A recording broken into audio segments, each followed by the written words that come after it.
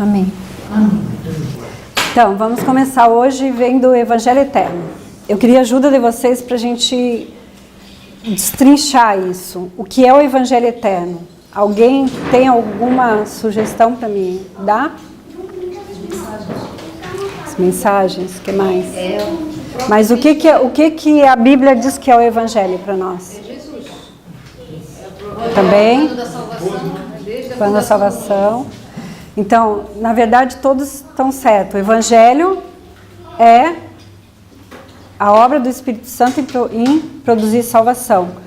Mas esse conceito é um conceito completo ou falta alguma coisa? Falta alguma coisa. Por quê? Porque o Evangelho Eterno faz uma separação entre duas classes. Então, se a gente for em Apocalipse 14, do 6 ao 9, o que a gente encontra lá? Três mensagens. As 3 mensagens angélicas. Então, a gente pode ler. Eu não sei, tem alguém que não está familiarizado com Apocalipse 14, 6, 9? Senão a gente... Todos, né? Então, em Apocalipse 14, 6, 9, a gente vê um anjo voando pelo meio do céu, que ele está carregando o Evangelho Eterno. E esse Evangelho Eterno traz junto 3 mensagens juntos, que são as mensagens angélicas. E o que diz essas mensagens? A primeira diz, temei a Deus e dai-lhe glória, porque é vinda a hora do seu juízo. A segunda, caiu Babilônia. E a terceira, a marca da besta. Então, se existe 3 mensagens angélicas que separam 2 classes, então o Evangelho Eterno não é só para salvação, ele é também para perdição, porque uma classe vai se perder e a outra vai se salvar. Então, Evangelho Eterno é, resumido, a obra do Espírito Santo em produzir 2 classes de adoradores através de uma mensagem profética em 3 etapas, que é a primeira, a segunda e a terceira. Essa mensagem, esse evangelho, ele é profético ou ele é moral? Ou ele é os dois? Os dois. Mas o que faz a separação entre as classes? Profético. Por quê? Mas ele começa também da obediência, né? Moral? Vamos fazer uma comparação com os 10 mandamentos. Os 10 mandamentos, quantos são morais? 6. Os 10 são morais. Todos são morais? O que o 4º mandamento é? O 4º mandamento é moral? Alguém sabe explicar a moralidade do 4º mandamento? O 4º mandamento tem com a adoração. Tem a ver com a adoração, tem a ver com a obediência. E essa separação não vai ser o sábado que vai fazer no final. A marca da besta não vai ser por causa do sábado. E é profético ou é moral? Porque os 10 mandamentos, 9 deles, todo mundo entende. Todos entendem, compreendem, não só a igreja adventista, como todas as igrejas protestantes, o mundo compreende. Mas tem um mandamento que as igrejas protestantes não compreendem, a maioria delas, digamos, sem falar dos sabatistas, né, que dos batistas, sabatistas, mas ela separa, é esse 4º mandamento que vai separar uma classe da outra. Então o Evangelho Eterno basicamente, ele é moral na superficialidade, mas ele é profético. Ele divide 2 classes de uma maneira profética, através das 3 mensagens angélicas. Ele é eterno, o nome já está dizendo, porque ele vai de Gênesis até o Apocalipse. A gente vê o Evangelho Eterno em Gênesis aonde? Gênesis 3,15. Gênesis 3,15. Ali porque antes do pecado, existia o Evangelho, mas não era um Evangelho que ia separar 2 classes. A partir do pecado, Jesus faz o que? Ele promete um Messias. E nessa promessa, que é Gênesis 3,15, que a gente viu hoje na escola sabatina, o que está implícito nessa promessa? Que vão existir 2 classes. Então é quando chega a primeira mensagem no mundo, para a humanidade. E é a partir dessa primeira mensagem que o Evangelho começa a ser pregado. E vai de Gênesis a Apocalipse. A gente vai encontrar esse Evangelho eterno em toda a Bíblia. Em toda e qualquer... Vocês vão ver as 3 mensagens angélicas. Claro que em alguns locais mais claros, em outros menos, mas a gente vai ver em todos eles as 3 mensagens. Quais são as etapas que são as 3 mensagens angélicas, onde a gente enxerga, eu já disse que a gente enxerga por toda a Bíblia, mas que a gente sabe mais claramente, que a gente vê mais claramente as 3 mensagens angélicas. Vamos colocar assim, caneta. O Evangelho eterno, então. Tem a resinha. Não, mas agora é só para... O Evangelho eterno, então, é uma obra de salvação do Espírito Santo, que vai separar 2 classes, uma para salvação e uma para perdição. E é através de um teste profético em 3 etapas.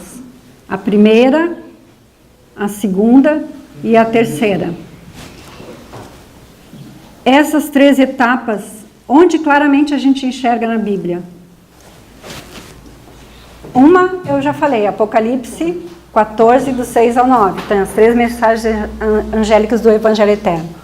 Outra que vocês lembram? João 14, Acho que é João 16. 14, 16, não é? 16, 14. 16. O que diz João?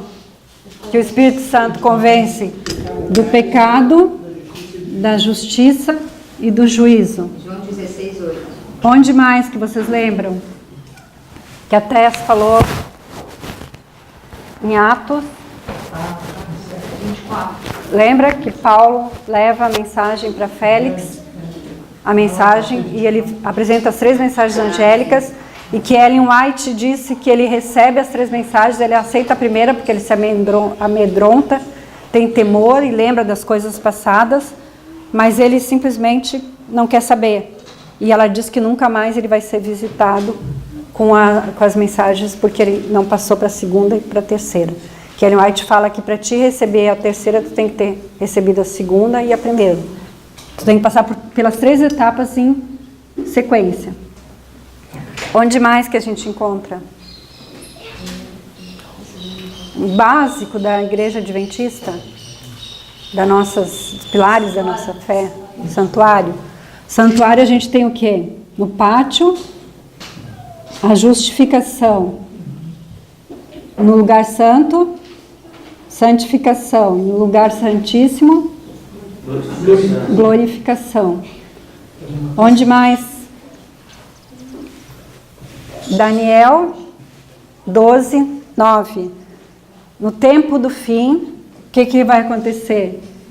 Serão purificados, embranquecidos e provados. Mais alguma...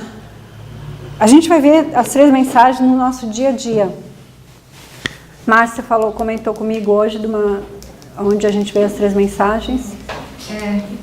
Porque Deus, por ser um Deus comum, né? Deus Pai, Deus Filho, Deus Espírito Santo. Onde mais? Todas as leis divinas, elas são também tridimensionais. A música, por exemplo, tem melodia, ritmo e harmonia. A matéria, ela tem largura, altura e profundidade. Nós somos corpo, mente e espírito. Então, 3 mensagens por tudo. Então, Deus deixou bem. E eu li uma vez que no Éden, antes do pecado, também existia os 3 compartimentos. Que fora do Éden era o pátio, que é depois para onde Adão e Eva vão, lembra que ficam os anjos com a espada flamejante. O lugar santo, que ficava a parte onde não tinha a árvore da vida, e o lugar santíssimo, onde ficava a árvore da vida. Então a gente vê os 3 compartimentos, as 3 mensagens em tudo. Então o Evangelho eterno é eterno, o nome já está dizendo, vai desde a Gênesis até Apocalipse. O que mais? dos conceitos que a gente viu. Separa duas classes de adoradores. Composto por 3 testes ou 3 etapas. 3 etapas. Mais alguma coisa que vocês lembram? Bom, o Evangelho Eterno, ele é mais profético, na verdade, né? Ele vai separar profeticamente. Desculpa, só pedir, quem for falar, fala alto, aí depois no vídeo também escuta, tá? Isso. Fale alto, por favor. Então, em resumo, a gente pode dizer que o Evangelho Eterno é a obra do Espírito Santo em separar duas classes de adoradores através de um teste profético, de uma mensagem profética em 3 etapas. E que essas 3 etapas a gente vê aqui, tá? Essas são as 3 etapas. Então, nós temos no Evangelho, na Bíblia toda, movimentos reformatórios. Alguém tem ideia o que é movimento reformatório? Que as igrejas, em geral, chamam de dispensação. Só que a gente consegue ver mais além da dispensação. O que é o movimento reformatório? O movimento reformatório é uma história cíclica que Deus dá para nós na Bíblia, que se repete. Para quê? Qual é o motivo que Deus faz isso? Preparação para um povo. Preparar para a salvação. Então, são movimentos cíclicos, são histórias cíclicas que se repetem. Deus quer que a gente estude esses movimentos reformatórios. Ele quer que a gente entenda os movimentos reformatórios, porque senão ele não teria colocado aqui, né? E esses movimentos reformatórios, eles acontecem também. Adão, se a gente for fazer, tem um movimento reformatório. Noé tem um movimento reformatório. Todos. E não só os que estão aqui na Bíblia, mas se a gente for fazer Lutero, tem um movimento reformatório. A gente tem um movimento reformatório pessoal e o de grupo, ou de classe, de igreja. Mas isso eu só estou dando uma geral, depois a gente vai fazer um movimento reformatório, as etapas, tudo o que ocorre. Eu só quero que vocês leiam as 3 primeiras citações que eu mandei para vocês, para entender o que Ellen White fala sobre Evangelho Eterno.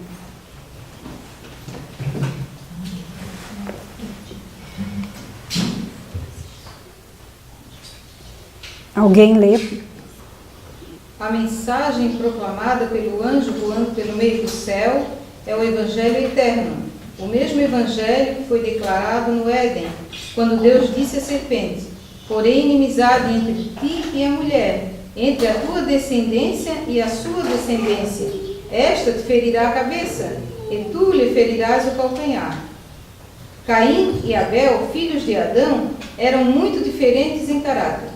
Esses irmãos foram provados, assim como fora Adão antes deles, para mostrar-se que creriam na palavra de Deus e a obedeceriam. Caim e Abel representam 2 classes que existirão no mundo até o fim dos tempos. Então, aí ela diz o que é o Evangelho Eterno, e ela diz que essas 2 classes existiam desde o início. Então, o que vai mostrar para nós o Evangelho Eterno vai ser os movimentos reformatórios, que são esses movimentos que Deus mostra de tempos em tempos na Bíblia e repete. Eles têm uma particularidade cada um, mas eles são semelhantes e a gente pode colocar eles, nós vamos ver depois, em linhas. Vamos só ver o que ela fala no movimento reformatório. Jesus vai se mostrar o alfa e o ômega, ele vai ilustrar o fim, o princípio pelo fim. Então, ele é o alfa e o ômega do Apocalipse que a gente vê. Vamos ver as próximas 4 citações dela. Devemos ver na história o cumprimento da profecia, estudar as operações da providência nos grandes movimentos reformatórios e entender o progresso dos acontecimentos ao ver as nações mobilizando-se para o final combate do grande conflito. Testemunhos 8, 307.2. Pode ler o próximo. A obra de Deus na Terra apresenta século após século uma surpreendente semelhança em todas as grandes reformas ou movimentos religiosos. Os princípios envolvidos no trato de Deus com os homens são sempre os mesmos. Os movimentos importantes do presente têm seu paralelo nos do passado, e a experiência da Igreja nos séculos antigos encerra lições de grande valor para o nosso tempo. Nenhuma verdade é mais claramente ensinada na Escritura do que aquela segundo a qual Deus, pelo seu Espírito Santo, dirige de maneira especial seus servos sobre a terra, nos grandes movimentos que têm por objetivo promover a obra da salvação. Lembrai-vos das coisas passadas, desde a antiguidade, que eu sou Deus e não há outro Deus, não há outro semelhante a mim, que anuncio o fim desde o princípio, e desde a antiguidade as coisas que ainda não sucederam, que digo, o meu conselho será firme e farei toda a minha vontade. O Velho e o Novo Testamentos estão ligados através de um fio de ouro de Deus. Precisamos nos tornar familiarizados com as Escrituras do Antigo Testamento. A imutabilidade de Deus deve ser visto claramente. A semelhança das suas relações com o seu povo, da antiga dispensação e do presente, deve ser estudada. Sob a inspiração do Espírito de Deus, Salomão escreveu: o que é, já foi, e o que há de ser, também já foi, e Deus pede conta do que passou. Por causa de sua misericórdia, Deus repete suas performances passadas. Ele nos deu um registro de suas ações no passado. Precisamos estudá-las cuidadosamente, porque a história se repete. Nós somos mais responsáveis do que aqueles cujas experiências são narradas no Antigo Testamento, porque os seus erros, os resultados dos seus erros, foram registrados em nosso benefício. Então, Ellen White é bem clara, né? Que a gente deve estudar os movimentos reformatórios e, por inspiração, o que ela diz?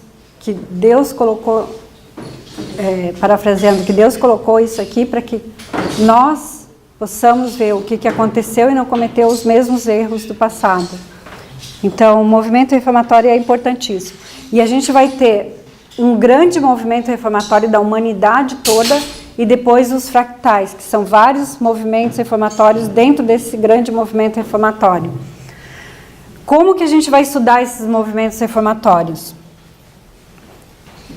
Alguém tem uma ideia como que a gente estuda isso?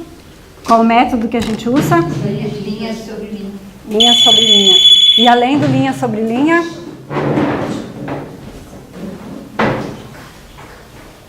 As regras de Miller.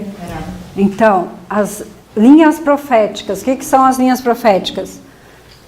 Isaías 28:10, que é como Deus pede que a gente estude a Bíblia.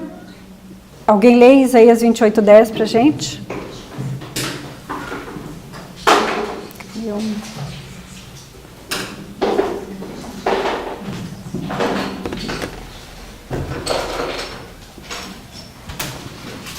Porque é preceito sobre preceito, preceito mais preceito, regra sobre regra, regra e mais regra, um pouco aqui e um pouco ali. Em inglês está line upon line, linha sobre linha. Então, o método de Deus é linha sobre linha. O método de Jesus era parábola. Como é que em grego significa parábola? Alguém sabe? Parábola em grego, que significa parábole, a palavra, é justaposição. É tu colocar uma coisa em relação à outra para comparar e contrastar. Então, as linhas proféticas, linha sobre linha, método de Isaías 28:10, Jesus Cristo, as parábolas, que significa colocar uma coisa junto da outra, justaposição, e comparar e contrastar. E o que Ellen White fala sobre esse método de linha sobre linha? O que ela diz? Que a gente tem uma citação que a gente fala sempre nos estudos. Que os que estão dando a mensagem do terceiro anjo estão estudando pelo método de Miller, das regras de Miller, que é o método de linha sobre linha de Isaías 28:10. Então, Ellen White, ela fala que é com esse método de Miller que a gente vai estar estudando quando estiver dando a mensagem do terceiro anjo. Não é pelo grego, pelo hebraico, é por esse método. E essas linhas, então, a gente vê que é linha sobre linha, que são parábolas que se tu coloca uma em cima da outra para comparar e contrastar. E essas linhas, elas têm marcos. O que são marcos? Marcos são pontos em que tu vai poder comparar e contrastar cada movimento. Por exemplo, o movimento de Cristo, o movimento de Moisés, o movimento dos 144.000, o movimento dos Mileritas, os acontecimentos. E Ellen White diz que esses marcos são o quê? São as 3 mensagens angélicas. E é através desses marcos, dessas 3 mensagens angélicas, que a gente vai começar a estudar agora os movimentos reformatórios. Em Apocalipse 15, eu acho que é, o Apocalipse, quando vem o anjo e ceifa a humanidade, acho que é 15, né? Quando a humanidade é ceifada. Que anjo? O 14:15 ou 15:14. Então, como em Apocalipse a humanidade é ceifada através do modelo de agricultura, que depois as uvas são pisadas no lagar, lembra? Alguma coisa assim. É modelo de agricultura aquilo ali. A gente vai usar, junto com esses marcos, o modelo de agricultura também, para poder entender esses marcos. O modelo de agricultura. E onde que nós temos que Jesus deu para nós o modelo de agricultura? Em vários locais, mas nas parábolas, mas a gente vai usar o modelo de Mateus 13. Então a gente vai juntar o modelo de agricultura, as 3 mensagens angélicas, para poder montar uma linha profética, um movimento reformatório. E a gente vai começar fazendo isso colocando o modelo de agricultura de Mateus 13. Se vocês quiserem, a gente lê parte por parte. Me ajuda aqui, Edu. Se vocês quiserem, a gente lê parte por parte. Mas eu acho que é tão básico isso na prática que a gente pode fazer para não perder muito tempo, digamos, entre aspas, a gente fazer vamos fazer os outros já? Um modelo rápido aqui. Tá. Então, vamos ver. O modelo de agricultura. O que acontece quando a gente quer semear uma semente? Isso tudo, se você for em Mateus 13, está descrito com pormenores e melhor ainda, porque ele faz o joio e o trigo. Nós vamos fazer só uma classe para poder entender os marcos direitinho. O que primeiro tu encontra antes de começar a semear? Tu encontra um campo cheio de mato, cheio de espinho. O que tu tem que fazer com esse campo? Tu vai... Vou tentar fazer retinho aqui. Arar, né? Arar acho que não fica tão reto mesmo quando eles aram. Né? Tá, esse é o arar. E tu vê que o arar já é linha sobre linha, né? Se a gente... Bom, vamos continuar. O que acontece é que a gente plantou a sementinha. Para a sementinha germinar e crescer, o que ela vai ter que receber? Chuva. No Oriente, qual era a chuva que recebia primeiro? Temporã. Chuva temporã, que eram gotas, né? Aí a sementinha cresce. E o que ela vai precisar agora? Chuva serôdia. Para quê? Para dar fruto, para frutificar. Então ela recebe a chuva serôdia, que é a chuva tardia, que é torrencial, né, no Antigo Oriente, para ela frutificar. É aquela mesma parábola do primeiro grão, depois a espiga e depois a espiga cheia, né? É a mesma coisa. Então, esse aqui é um modelo básico. Faltou a ceifa no final. Isso. E depois ela é colhida. Ela é colhida, colheita. E o que acontece com esse fruto aqui?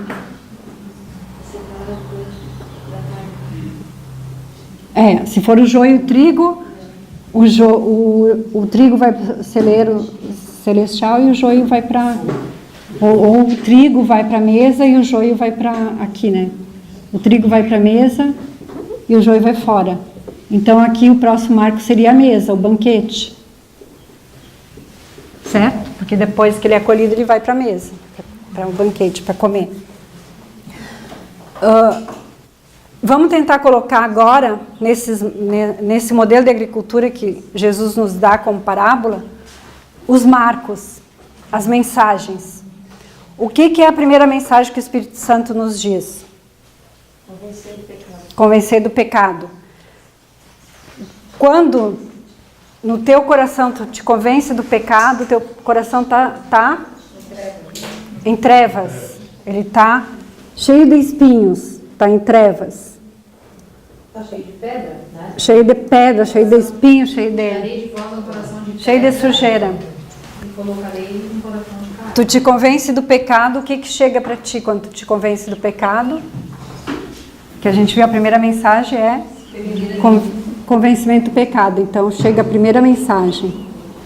E aí tu vai limpar o teu coração, tu vai arar o campo e vai plantar a sementinha da justiça. O que acontece quando vem a chuva? A chuva a gente sabe que é o símbolo do Espírito Santo. Quando acontece que vem o Espírito Santo no teu coração, tu está recebendo qual mensagem? Tu está fortalecendo a primeira, porque tu te convenceu do pecado, e tu realmente está abandonando o pecado, e está chegando o que para ti? O que diz a segunda? A justiça, ou a justificação é aqui. A santificação. Então, aqui chega a primeira e a segunda tu recebe a chuva temporã, tu começa a crescer, ou como joio ou como trigo. Aí, o que acontece quando vem a chuva serôdia que tu vai frutificar? A segunda é fortalecida e chega a terceira. O que é a terceira? Tu está entendendo que vai vir um juízo. Tu vai ser colhido. Ou tu vai ser colhido como joio para ser colocado fora, ou tu vai ser colhido como trigo para ser levado para a mesa, levado para o banquete. E o que é, antes da colheita, o que acontece? Tu está amadurecido para quê? Para ser colhido. Então, o amadurecimento é a terceira fortalecida. Tá, isso aqui, ó, tudo isso aqui é convencimento do pecado. Ou, se a gente for no santuário, o que é santuário? A justificação. Tudo isso aqui é a justiça, que é a santificação. E tudo isso aqui, o juízo. E a glorificação, que é a glorificação. E aí, vamos colocar, eu vou colocar só o que representa aqui.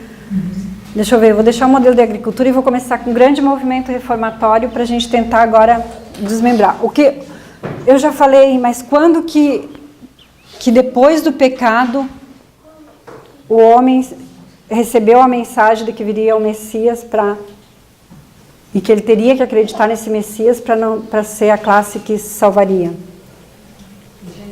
Gênesis 3,15. Então, o grande movimento reformatório, esse aqui é o grande movimento reformatório da humanidade. A gente vai entender depois que tem um movimento grande e em cada porção tem os pequenininhos que vão ter os mesmos marcos, vão ser semelhantes, com características próprias, mas semelhantes. Então, nesse movimento reformatório da humanidade, o que a gente encontra? Primeiro, quando chega a primeira mensagem, que é Gênesis 3:15, quando tem a promessa, não só, ali não é só uma promessa do Messias, mas também a mostra de que o Evangelho eterno ia separar duas classes. Quando que chega a segunda, o fortalecimento da primeira, ou quando que a primeira é fortalecida? O que era a primeira? Viria o Messias, e ele morreria por nós para salvação. Quando que isso é fortalecido na história da humanidade toda? Quando? O que acontece que Jesus... Quando ele morre, porque ele morreu por nós, para nossa salvação. Então essa mensagem de que ele viria e morreria por nós é fortalecida na morte dele. E aí muda a dispensação, passa a pregação. Isso, exatamente. Aqui a gente está no pátio. Quando Jesus morre e fortalece a mensagem de que ele viria e morreria por nós, e chega a segunda, o que é chegar a segunda?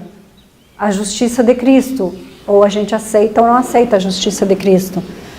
E nessa segunda, quando chega, Jesus vai para onde? Para o lugar santo.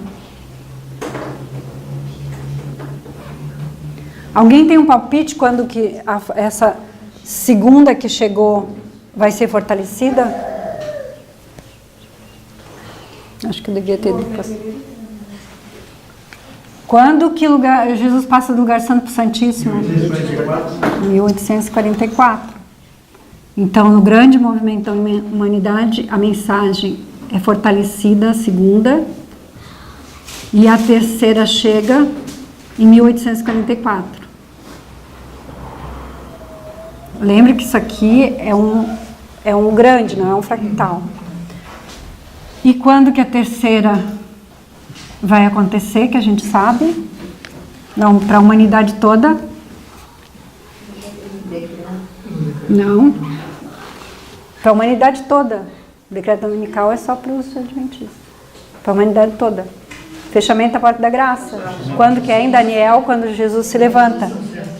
Fechamento da porta da graça. Daniel 12. 10. Daniel 12, 1. Fechamento da porta da graça. Quando Miguel se levanta. E aí o que vem à mesa, o banquete, o que é? A segunda vinda ou a volta de Jesus. Conseguimos ver tudo aqui. O que foi aqui a chuva temporã? Quando Jesus estava no lugar santo. E lembra que tem uma citação da Ellen White, que quando ele estava no lugar santo foi... As gotas de terra foi no Pentecostes? Pentecostes, que é a chuva temporã.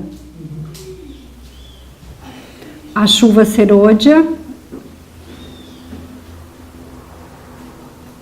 que vai ser a manifestação gloriosa do poder de Deus antes do fechamento da porta da graça, que ainda está num ponto que a gente não sabe, o fechamento da porta da graça, também que a gente não sabe, é a volta de Jesus.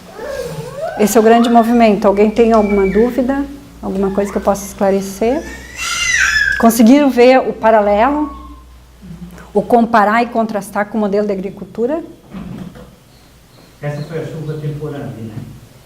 Aqui foi a chuva temporária. Sempre agora tu só vai olhando aqui, ó. Mesmo que eu não escreva, é o que está lá em cima, é o que está acontecendo aqui embaixo. É a mesma coisa. Pentecoste, Ellen White diz que foi a chuva temporã e que a chuva serôdia viria no final. Ela está vendo o grande movimento, ela está vendo o grande, ela não está vendo o fractal. O serôdia foi muito na Páscoa do Lugar Santíssimo. Cristo passou do Santíssimo a partir de... Estava no santo ali, né? E aí, depois de 1854, passou para o Santíssimo. Aqui ele passou para o Santíssimo, esse aqui é o Santíssimo. Mas ele está ainda no Santíssimo, e ele só vai sair do Santíssimo... Isso, quando Daniel... Essa chuva aqui, serôdia, do grande movimento, ainda não aconteceu. Ô Mari, talvez ali seja, em vez de VJ, botar a segunda vinda, quem sabe? Pode ser, volta de Jesus ou segunda vinda. Não, talvez para ficar mais... O segundo advento. O segundo advento, só para as pessoas ficarem melhor. Segunda VJ. Primeira VJ, segunda advento é bom. Não tem dúvida nenhuma mais aqui? Quando que a segunda mensagem em Apocalipse, onde vocês colocariam caiu Babilônia? Porque nós temos, caiu Babilônia é a segunda mensagem angélica, lembra? Nós temos duas segundas aqui, quando ela chega e quando ela é fortalecida. Aonde a gente colocaria caiu Babilônia? Eu acho que quando chega a terceira, quando ela fortalecida. Caiu Babilônia. Nós temos Apocalipse 14, a segunda mensagem é caiu Babilônia. Em Apocalipse 18, a segunda mensagem, que é igual a Apocalipse 14, que a gente sabe, sai dela, povo meu. Então, quando cai a Babilônia, é quando o caráter de Babilônia é revelado, quando o papado é revelado. Sai dela, povo meu, é quando acontece que ele já foi revelado. Quando que o caráter do papado é revelado? Quando que vai ser revelado o caráter do papado? Decreto dominical. Então, aqui na segunda, quando chega, é a segunda de Apocalipse 14. Caiu Babilônia. Quando ela é fortalecida é quando manda, sai dela, povo meu. Então, aqui é o marco do decreto dominical. Isso é só para entender, tá? Porque aqui a gente só vai ter decreto dominical nos últimos tempos. Mas ele vai existir como um marco estrutural, espiritual, em todos os movimentos. Ele vai existir como marco, não literal. O literal vai ser só no final dos tempos. A mesma coisa, o fechamento da porta da graça. Ela só vai existir quando Daniel se levanta no final dos tempos. Mas o espiritual a gente vai ver que vai ter todos os marcos. Esse decreto é o que? É espiritual? Esse Simbólico, né? Simbólico. Aqui sempre vai ser simbólico.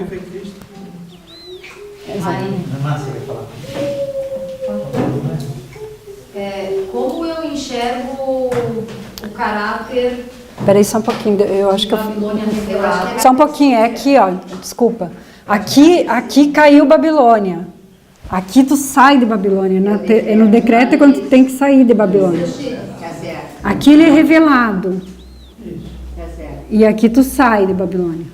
Porque o decreto é quando vem o juízo, né? Quando chega a terceira. E é importante porque tem uma citação da Ellen White, que depois cada um, eu coloquei ali nas citações, que cada um vai ver, que ela diz assim, ó, que o clamor começa no decreto dominical e vai se avolumar até um alto clamor, que é a chuva serôdia derramada em grande medida. Então, uma pergunta. O início do tempo começou com a queda do papado, 1897. 1798. 1798, isso. Desculpe, 1798. Uma colocação que eu vou fazer aqui já tem interpretação de uma pessoa leiga. Né? Se a gente colocar que Deus trabalha em 7, nós estamos entrando no 7º milênio. A gente está entrando no 7º milênio. Nós estamos no ano 5.996, alguma coisa desse tipo. Pela contagem judaica, né? Sim. Seria adequado dizer, né, uma pergunta para a discussão de todos aqui. Nós estamos muito próximos do fechamento da Porta da Graça, porque nós vamos ter esse milênio muito próximo, eu diria meses, né? Eu diria meses. Eu não diria nem anos, eu diria meses. Então, se o último milênio é o milênio da eliminação, e no Apocalipse fala, em algum lugar do Apocalipse fala o seguinte: primeiro seriam desastres naturais, que a gente está vendo aí agora, uma queimada em Mateus, né, que ele vai falando. Queimada na Coreia, semana retrasada, um monte de problema lá na África, né, em algum país ali no dia 19, a gente comentou sobre isso. E mais outros, porque a gente não ouviu falar em tsunami há 3 décadas atrás, né, amigo? Aumentar em progressão, né? Inclusive, no nosso país, nós estamos tendo terremotos, coisas que no Brasil não tinha terremoto, né? Então, assim, no Apocalipse fala, primeiro os anjos seguram, né? Os 4 ventos. E depois vem um ataque ao ser humano, né? Como o escorpião, queimada, aquela coisa toda. Então, se a gente utilizar o calendário mais essas colocações, eu não sei se a gente está muito próximo do fechamento da porta da graça. Essa colocação minha... Eu acredito que a gente está muito próximo, muito próximo. Agora, tu vai estudando, tu vai ver que tem escalas. Tem gente que está mais próxima e tem gente que está um pouquinho mais longe. Porque, assim, o fechamento da porta da graça está relacionado com o decreto dominical. É muito simples, né? Muito humano pensar o seguinte, olha, eu vou curtir a vida, né? Aqueles que não estão espiritualizados, e eu acho que isso principalmente em jovens ou no corpo mais amplo das igrejas. Quando eu vejo um murmúrio, Então eu fiquei falando esse troço aí e a coisa não é tão simples assim. Nós temos que estar preparados o tempo todo, porque o fechamento da porta da graça pode ser daqui a um segundo para a gente. Não, e mesmo para a gente, se tu morrer daqui a um segundo, o fechamento da porta da graça aconteceu para ti. Tu tem que estar preparado o tempo todo. O tempo todo. Tem esse outro detalhe. Mas assim, tirando esse detalhe casual, né, eu não sei se essa colocação minha vai de encontro a essa escala temporal que você colocou aí, né? Não, tem até estudos que falam assim do 7º milênio, como o 7º milênio vai ser o repouso, né? E a gente está entrando para o 6º, na verdade, pela contagem judaica. Mas até daria para a gente fazer um estudo separado, eu não coloquei isso, não pensei nisso. Mas estamos entrando no 7º. Vai fechar o 6º, a gente está no 6º ainda. Em 6001 nós entramos no 7º milênio. Sim. No início do 7º. Sim, mas a gente não está em 6.000, a gente está em 5.000 e pouco. Isso eu estou falando, tem quase 5 anos. Então, por isso que eu digo, a gente está muito próximo. 2023, 2024, para entrar no 7º milênio. Sim, a gente está muito próximo. E assim, ó, se tu... Alexandre, se tu continuar acompanhando os nossos estudos, tu vai ver que a gente, dessa maneira aqui, por parábolas, pelo método de linha sobre linha, a gente está vendo que está muito, muito, muito mais próximo do que as pessoas estão imaginando, em relação a tudo. Eu penso que por um outro caminho, mas isso que ele coloca vai ao encontro. Sim, vai. Vai. É um outro caminho, mas vai sim. Sem dúvida. Sem dúvida, mas por essas linhas de reforma, tu vai ver o quanto próximo tá. Mas também a gente pode fazer uma linha de reforma com esses milênios, desde que começou o pecado até, se a gente pegar o calendário judaico, né, para a gente poder entender direitinho. Inclusive, Samuel Snow, quando deu o clamor da meia-noite, ele usou o milênio para dar o clamor da meia-noite. Aqui ficou bem claro, tem alguma dúvida? Então, isso aqui é simbólico. O decreto dominical vai acontecer uma vez só, o decreto dominical literal. Mas simbólico, a gente vai ter os marcos todos, tudo aqui, ó, vai corresponder ali. Isso é importante a gente entender, tá? Só para confirmar para o pessoal que está chegando agora, né, que é novo, né? Vocês têm alguma dúvida? Eu sei que na hora parece mil dúvidas, né? Mas pode perguntar. Novo, né? Mas o que ela está dizendo ali, quando voltar ali nas próximas linhas, quando colocar decreto dominical, não é que aconteceu um decreto dominical, entendeu? É uma coisa estrutural. Isso, na história, assim, espiritualmente. Tem que estar ligado ao Porque o decreto dominical vai ser um só, na verdade. Vai acontecer um só. É que a Mas qualquer dúvida você terceira faz agora, porque a gente realmente Esse é o decorrer da história do sábio está nas mãos de Deus. Né? Sim. Mas tem o estudo de animais, ela fala que Deus já poderia ter voltado lá no tempo lá, né? Então a gente vai ver que no movimento reformatório dos mileritas tem um marco que seria o segundo advento. Se Jesus tivesse voltado. Mas a gente pode colocar assim também, ó, cada mensagem com as suas características para ficar mais fácil também agora quando a gente colocar os outros movimentos reformatórios. A primeira mensagem angélica, qual é a característica? Primeiro que é o convencimento do pecado, né?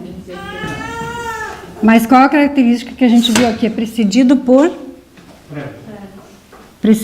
trevas. Cumprimento de uma profecia. Cumprimento de uma profecia. Deus levanta um reformador. Deus levanta um reformador.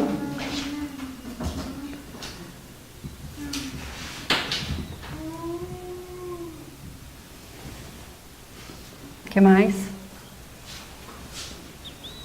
Aumento do conhecimento, porque esse reformador entende que a gente está sendo visitado por Deus, que cada vez que começa um movimento reformatório, que tu sai das trevas, existe a visitação de Deus. Deus está visitando o seu povo, através das 3 mensagens angélicas. Então, aumento do conhecimento. Formalização da mensagem? E a mensagem é formalizada. Eu já vou explicar o que significa isso depois nos outros movimentos. Mas aqui, ó, basicamente, no movimento reformatório da humanidade, o reformador é Cristo, o aumento do conhecimento de que Cristo viria, porque aqui vocês têm, Gênesis 3,15, a formalização da mensagem é a rocha, é Cristo. Aqui, nesse movimento, tudo é Cristo. Todos os marcos que eu vou colocar são Cristos. O reformador era João Batista, né? Não, aqui é o grande movimento. Nós não estamos falando de Cristo. Mas a próxima linha vai ser... A próxima nós vamos fazer de Moisés. Moisés. Aí tu vai dizendo... A próxima nós vamos fazer assim, ó. Sim, aqui, ó. Movimento reformatório. Quem era o Israel antigo? O alfa do Israel antigo. Lembra que Jesus ilustra o fim pelo princípio. Jesus é o alfa e o ômega. Quem era o alfa de Israel antigo? Moisés, a história de Moisés. Quem era o ômega de Israel antigo? Cristo. A história de Cristo. Porque aqui começou Israel antigo, com Moisés, quando ele tira do Egito, e recebe as tábuas da lei e tudo, e termina com Cristo, quando ele morre na cruz, que Ellen White diz que houve o fechamento da porta da graça para os judeus. Israel antigo. O apedrejamento de Estevão. Então, o apedrejamento de Estevão é um fechamento da porta da graça no fractal. A gente vê numa citação da Ellen White que fecha a porta da graça quando Jesus morre para os judeus. Essa citação depois eu vejo para vocês onde está. Deixa eu ver se eu tenho aqui só um pouquinho. Mas quando a gente chegar lá eu vejo. Vamos continuar aqui. Aí aqui eu vou fazer o Israel moderno. O alfa do Israel moderno quem é? Os mileritas. E o ômega do Israel moderno? 144 mil. Então a gente vai ver esses aqui. Claro, tem 300 outras linhas. Tem Lutero, tem Noé, tem várias. Mas a gente vai ver essas principais para poder entender todos os marcos. A segunda mensagem angélica, quais são as características quando ela chega e a primeira é fortalecida? Uma a gente viu, que é a chuva temporã, que é quando desce um ser celestial. Ser celestial desce. Outro marco que a gente vai ver é que aqui o caráter de Babilônia é revelado. Então, cai Babilônia. Outro marco é que os fundamentos são estabelecidos. E quando os fundamentos são estabelecidos, começa a atividade dos inimigos. Aí a gente vai ver em cada marco o que isso significa. Quando a segunda é fortalecida e chega a terceira, quais são os marcos que a gente vê? A chuva, serôdia, que é a gloriosa manifestação do poder de Deus. Que Ellen White fala, né? Gloriosa manifestação do poder de Deus. E aí aqui sai dela povo meu, que significa que é o decreto dominical. Sai dela. O decreto representa o decreto dominical, não é o decreto dominical. Segundo ali, a última atividade, né? Dos inimigos. Aí nós temos o avolumar do clamor até o alto clamor, que também tem citação ali da Ellen White. Depois daquelas citações que eu coloquei, se vocês não acharem, vocês me falam que eu mando a citação que vocês querem, tá? Certinho. O avolumar e o alto clamor. E a característica do fortalecimento da terceira, o que é?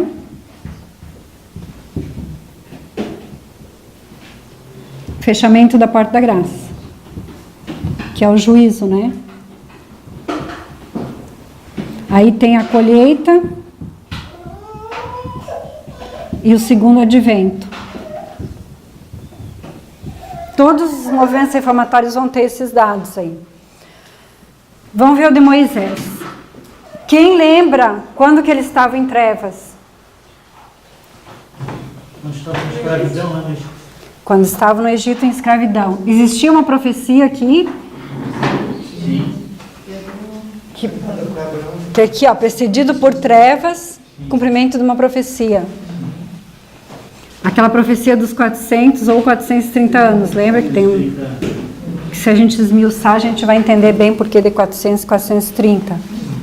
Mas essa profecia se cumpriu e o que acontece aqui? É levantado um reformador, é o nascimento de Moisés.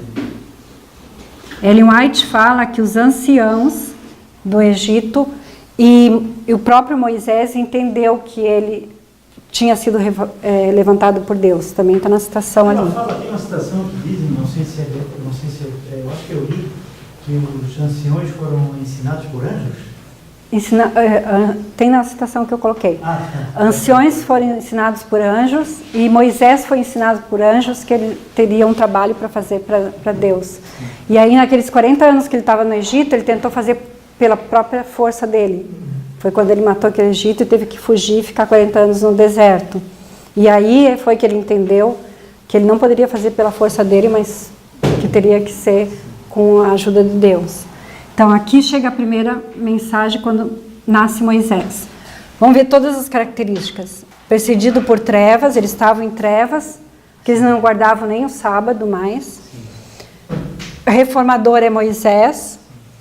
Aumento do conhecimento, Moisés teve o conhecimento, queria fazer um trabalho para Deus, os anciãos tiveram, diz que Joquebede, que era a mãe dele, também tinha esse conhecimento, e que a que pegou ele, que eu não lembro o nome, ela também teve um conhecimento, só que ela não teve um conhecimento direto. Ela entendeu que Moisés, que o nome dado Moisés é retirado de... E ela entendeu que era retirado do rio, porque ele foi tirado do rio. Mas, na verdade, queria dizer que ele ia ser retirado do Egito. E esse cumprimento se acontece quando fecha a porta da graça e ele sai do Egito. Então, aqui, o nascimento de Moisés.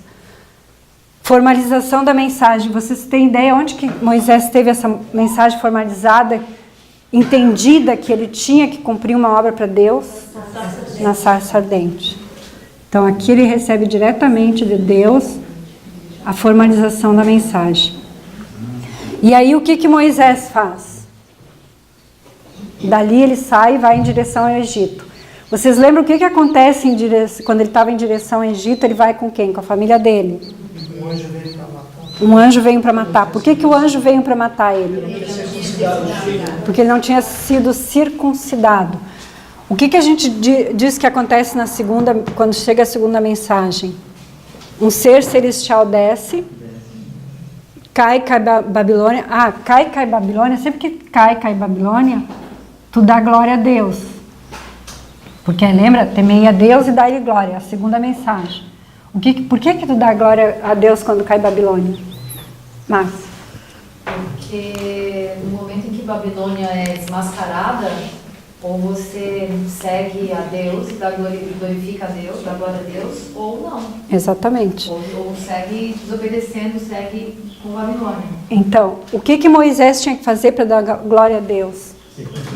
Circuncidar o filho. Então, e desce um ser celestial que Ellen White diz que veio para matar ele, né? Então, é a descida de um ser celestial. E o fortalecimento, por quê? Porque ele entendeu que ele só poderia fazer a obra de Deus se ele estivesse completamente em obediência a Deus. E tipo assim, circuncisar não é uma coisa tão importante, mas é um símbolo de aliança, exatamente. A mulher dele é que não queria que ele se A mulher dele que não queria. Para aquele tempo era uma verdade. E sim, não, naquele tempo, claro. O que a gente está falando é como se vamos pensar que a gente está no tempo de Moisés, é a verdade presente para ele. Exato. E como mulher representa a igreja, a gente pode fazer uma associação aí. Pode, com uma doutrina errada, com uma igreja. Mas aí a gente vai entrar por um abismo que vai até. Mas no Novo Testamento a circuncisão ela foi substituída pelo batismo. Não, é que agora a gente está falando de Moisés, vamos lembrar de Moisés, a gente está na época dele.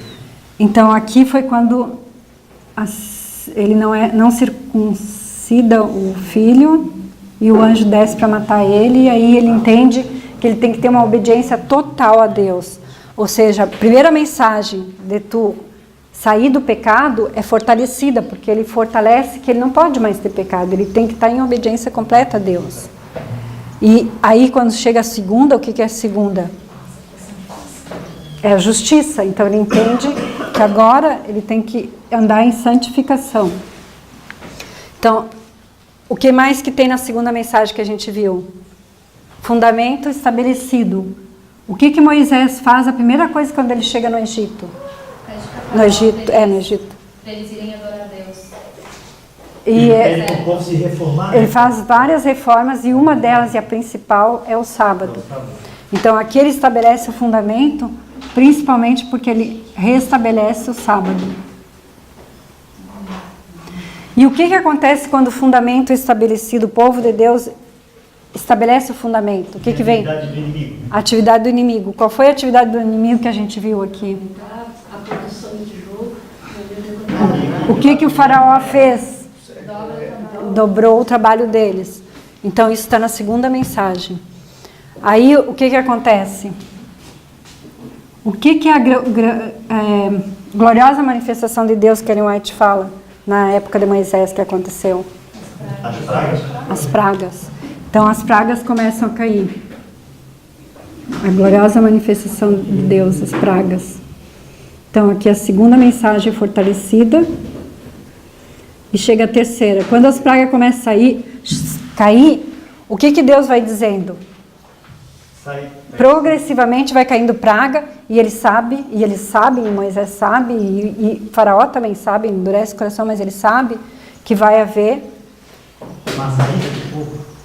um fechamento da porta da graça, que vai acontecer uma última praga, que corresponde ao fechamento da porta da graça. Qual foi a última praga que foi fortalecida? A última praga, a morte dos primogênitos. O juízo, que é a terceira mensagem fortalecida. E aí o que acontece aqui depois? Que eles saem, eles vão para o deserto, e o que eles recebem aqui? No Monte Sinai? As tábuas dos 10 mandamentos, representando o segundo advento. Porque quem é que desce? Que Ellen White diz que desce aqui e dá as tábuas para ele? Jesus Cristo. Então é a descida de Jesus Cristo nas tábuas, quando ele recebe as tábuas. Que a gente diz a Deus Pai, mas na verdade Ellen White é clara de dizer que foi Jesus que deu as tábuas.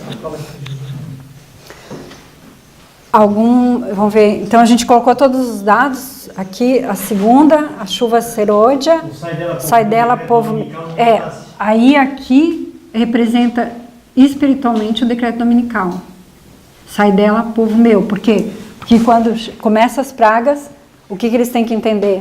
Que eles têm que sair da onde? Sair do Egito. E o avolumar, então, é as pragas que sucessivamente vão ocorrendo até o alto clamor, que é a praga anterior ao juízo, que é a morte dos primogênitos.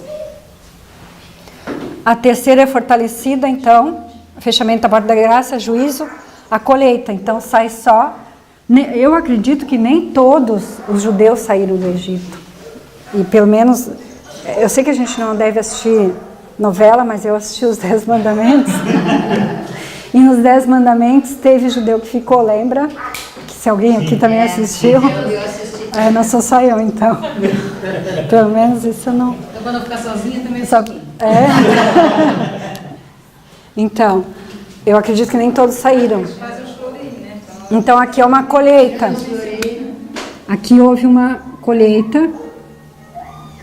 E os que participaram da mesa, que participaram da volta de Jesus, da descida dele e receberam as tábuas dos 10 mandamentos, foi os que tinham saído, os que foram colhidos. Ao mesmo tempo, né, Maria, alguns judeus talvez ficaram, mas alguns egípcios foram.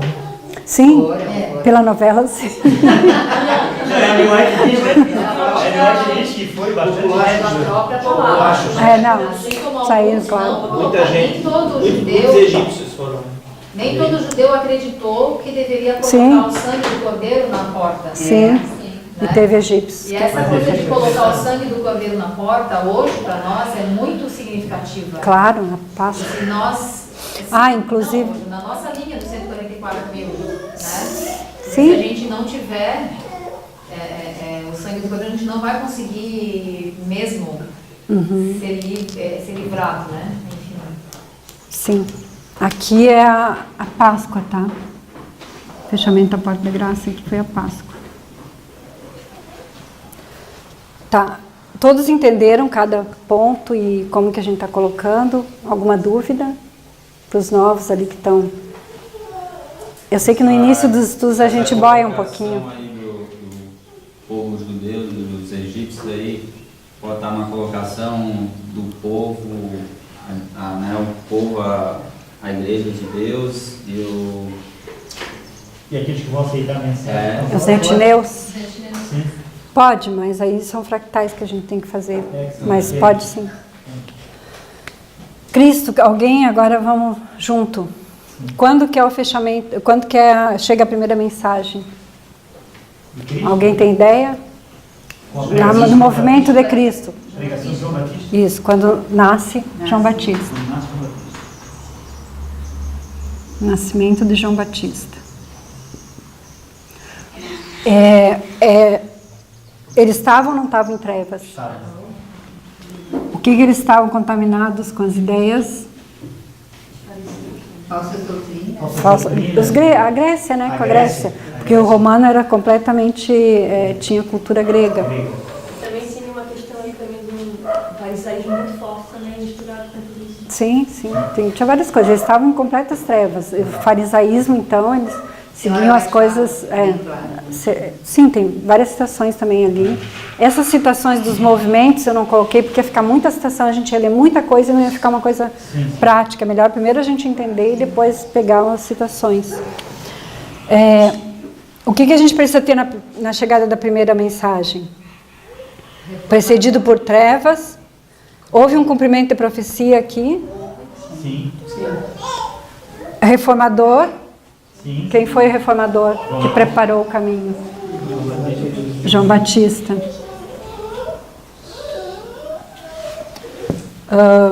Aumento do conhecimento. Vocês acham que tiveram de que viria o Messias? Houve um aumento do conhecimento? Os magos, o próprio Herodes, que mandou matar as criancinhas, sabia que viria.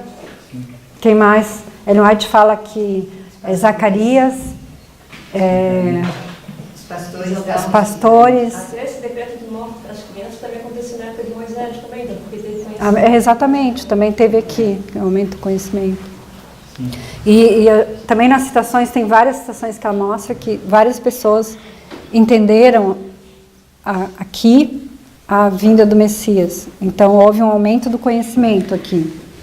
Aumento do conhecimento.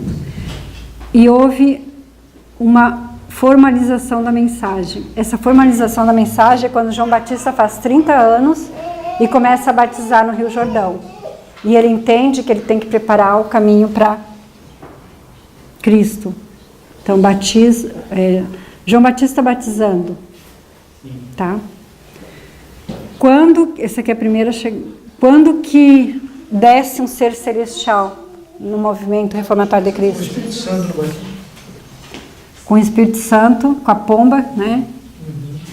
Que desce no batismo de Cristo. Então, o batismo de Cristo representa a primeira fortalecida e a segunda chega. Eu não vou colocar mais aqui para não ficar apertado, mas tudo é alinhado, tá? Esse aqui é o batismo de Cristo. O que tem que ter quando é fortalecida a primeira e chega a segunda e é fortalecida a primeira? O ser celestial desce, a glorificação, que é o batismo, né? Fundamento estabelecido, qual é o fundamento que é estabelecido quando Cristo é batizado? Que ele começa o ministério dele. Quem é o fundamento? Quem é a rocha eterna? O próprio Cristo. O próprio Cristo é o fundamento. Atividades dos inimigos, tiveram ou não tiveram? O que Cristo fez na primeira, logo que ele se batizou? Foi para o deserto? Logo que ele foi para o deserto e depois, que está dentro da atividade dos inimigos, que ele viu os fariseus fazendo. Purificação do templo. A primeira purificação do templo, que ele chegou lá e estava tudo... O que acontece hoje na nossa igreja? Vocês veem alguma similaridade com a época da purificação do templo? Então aqui começa... Cristo é a rocha. Então, se o templo estava contaminado e o templo é Cristo, isso aqui é uma atividade dos inimigos. Fora que os fariseus queriam matar ele. A gente sabe bem como é que é a história, né? Agora a gente tem que ter o quê? Vamos ver. A segunda, todas foram... A gente viu todas. A segunda fortalecida e a terceira chega. O que a gente tem que ter? A manifestação gloriosa do poder de Deus. Alguém sabe onde é que Ellen White diz que na época de Cristo teve a manifestação gloriosa do poder de Deus? Que as pedras podiam ter clamado se as crianças não clamassem? Na entrada triunfal. Ellen White diz que foi a gloriosa manifestação do poder de Deus. Entrada triunfal.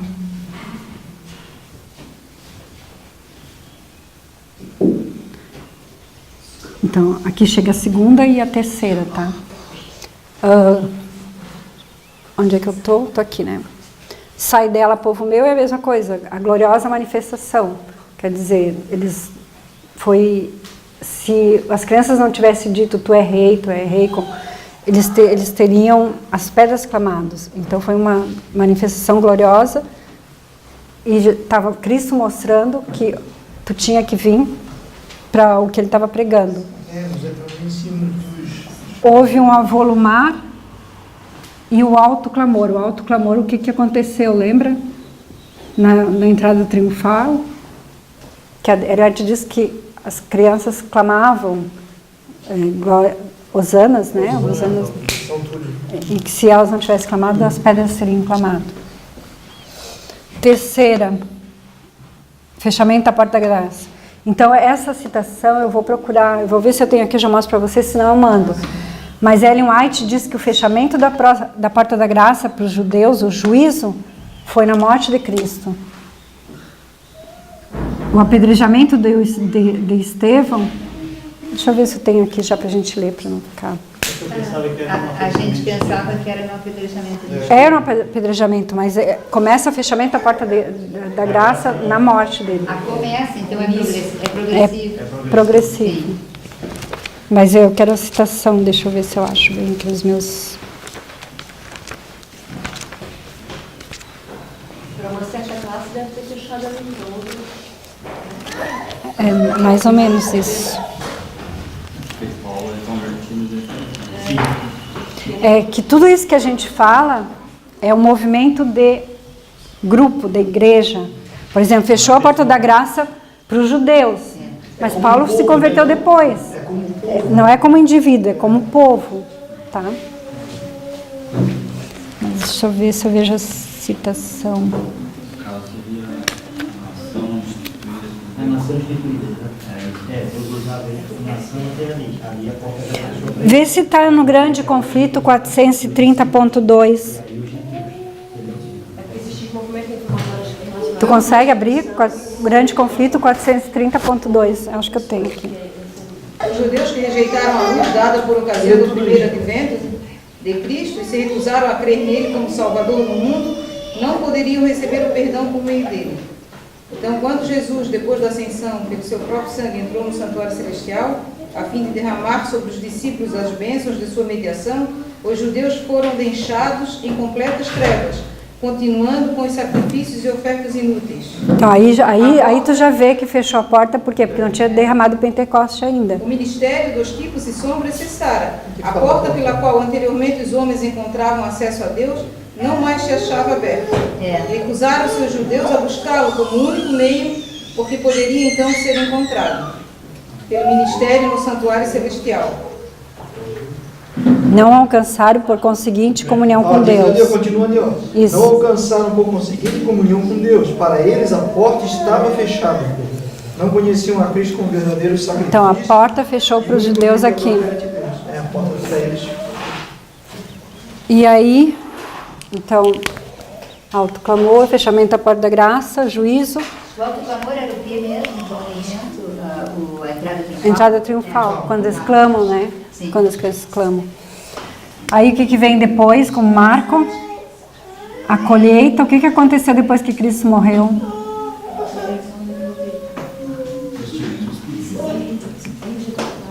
Derramamento do Espírito Santo. E foram colhidos, lembra? Quantos que se tornaram cristãos depois, né? E a volta de Jesus. Quando que vocês acham que foi na época de Cristo o segundo advento?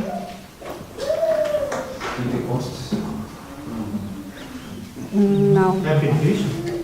Segundo advento? Qual foi a pergunta? Aqui foram colhidos no sentido assim, ó. Quando Jesus morreu, teve os apóstolos que entenderam, começaram a entender, e teve outros que não, que se perderam mesmo, os judeus que não aceitaram e tal. Quando Jesus morreu, lembra que a Maria Madalena, acho que vem tocar ele, e ele disse, não toque que eu ainda não subi ao Pai. Ele sobe e ele volta. Então aqui é quando ele volta. E aí vai começar outro movimento reformatório da época cristã também, mas essas são as principais. E a colheita, desculpa, é o Pentecoste? Não, a colheita é quando a colheita não o Pentecoste está relacionado com colheita, mas a colheita é quando divide. Aqui houve duas classes e uma é colhida e outra não.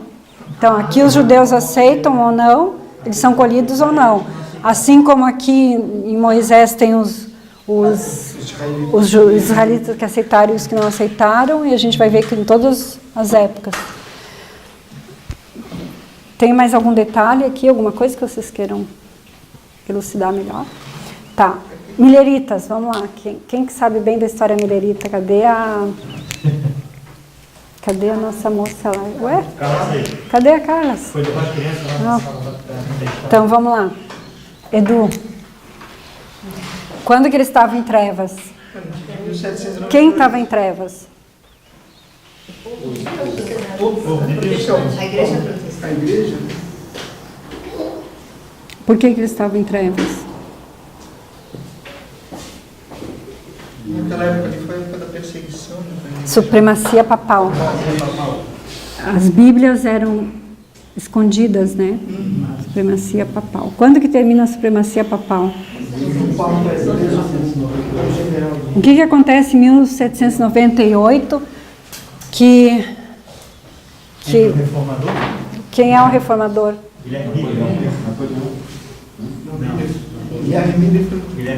Aí tu falou, né, Napoleão? É da história, né, que tu está falando. A gente está falando do movimento dos mileritas. Porque sempre acontece, a gente vai ver que tem o interno e o externo. Sempre, por exemplo, um exemplo, tá? Quando na época de Moisés, tem um interno que é o povo judeu está sendo julgado e vai passar pelas 3 mensagens, e a terra onde eles estão está sendo julgada. A terra gloriosa, a terra na época que os judeus viviam, sempre onde o povo de Deus está vivendo. Na época milerita, o que eu ia explicar? Me perdi. Tá. Então, aí é o externo. O externo sempre tem a ver com o histórico, com a terra, com o que está acontecendo a nível histórico. E o interno tem a ver com o povo. Então, por exemplo, na nossa época a gente vai ver que tem um interno que tem a ver com a igreja, com o que está acontecendo com a igreja de Deus, e tem o externo que tem a ver com o mundo, com que tá os fatos históricos. E hoje a gente entende que o externo, os fatos históricos, no caso, por exemplo, na época de Napoleão, se tu entender o externo, também tu vai entender o que está acontecendo com a igreja. Aí já vem as outras... Mas aqui a gente está vendo o povo só. Então, em 1798, Miller ganha ou compra, não lembro, a Concordância de Crudens. E começa a estudar a Bíblia, King James, e ele é o reformador, então. Foi no ano de 1798 mesmo, irmão? Que ele ganhou a concordância, sim, mas quando ele começou a estudar foi um pouco depois. Mas ele ganhou a concordância aqui. E aí ele termina os estudos dele, que é o aumento do conhecimento dele, que ele entende toda a volta de Jesus, em 1816. É isso?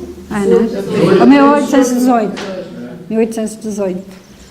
Tá? Que ele aumenta o conhecimento, que ele acaba os estudos dele, só que daí lembra a história quando eu contei no movimento Millerita, que ele não queria pregar de jeito nenhum. Sim.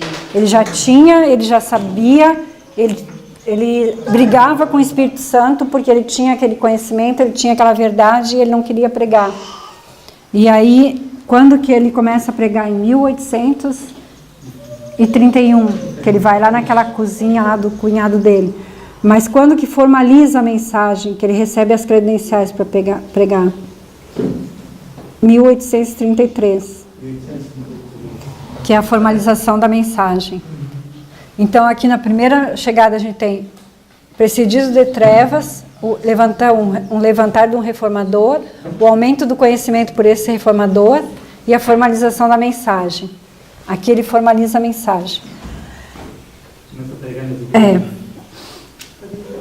Para os mileritas, a primeira mensagem é fortalecida e a segunda chega em épocas diferentes, tá? Ela é fortalecida, vocês lembram, na história milerita, quando eu dei para vocês, que quando Josiah Litt, ele entende Apocalipse 9, que ia ser cumprido com a queda do Império Otomano, ele confirma o princípio diano, que os estudos de Miller foi pelo princípio diano que ele chegou ao ano de 1843.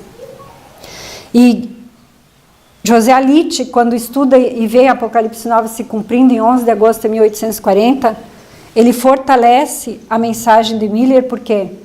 Porque ele usa o princípio diano para fazer essa descoberta. E quando ele descobre isso e lança isso e as pessoas ficam sabendo, e isso acontece, fortalece a mensagem de Miller e muita gente vem para o movimento. Parece que 200 mil pessoas começam a vir para o movimento millerita. A chave do cofre, exatamente. E aí então chega a segunda mensagem. O que tem que ter na chegada da segunda mensagem? Ser celestial. Quem é o ser celestial que desce aqui? Que eu acabei de dizer. Vocês lembram Apocalipse 9? O que vem depois de Apocalipse 9? Apocalipse 9 tem as trombetas. A sexta trombeta é o cumprimento da profecia de Josiah Litt que ele fez. Os 391 e 15 dias. O Apocalipse 10 é o quê? Descida de um anjo. E o que é a história ali? A história millerita. Todos nós adventistas soubemos que Apocalipse 10 é a história millerita. Então Josiah Litt faz a previsão da queda e logo depois desce o anjo com o livrinho aberto. Esse anjo de Apocalipse 10 que desce aqui. E aí, quando desce o anjo de Apocalipse 10, eles entendem, então, e aí eles começam a eles começam a colocar os fundamentos. Quais são os fundamentos que são colocados? O diagrama de 1843, com todos os fundamentos que eles levavam para pregar. E quando eles colocam os fundamentos, isso aqui é os fundamentos. No diagrama, o que a gente vê aqui? Datas. E quando eles colocam data, até então, as igrejas... Lembra que Miller era batista, não existia adventista ainda. Miller era batista e a igreja, quando ele começou a pregar a volta de Jesus, sem data, Miller não colocava data, as igrejas abriram para ele. Todas as igrejas protestantes abriram para ele pregar, e ele pregava na igreja metodista, na batista, tudo que era igreja protestante que existia na época. Mas quando esses diagramas são colocados e eles começam a ver data, eles usam aquela passagem que diz que... Me ajudem. Que na verdade não é bem... Alguém sabe onde está? Deixa eu só procurar aqui porque eu quero ver exatamente como está. Mateus...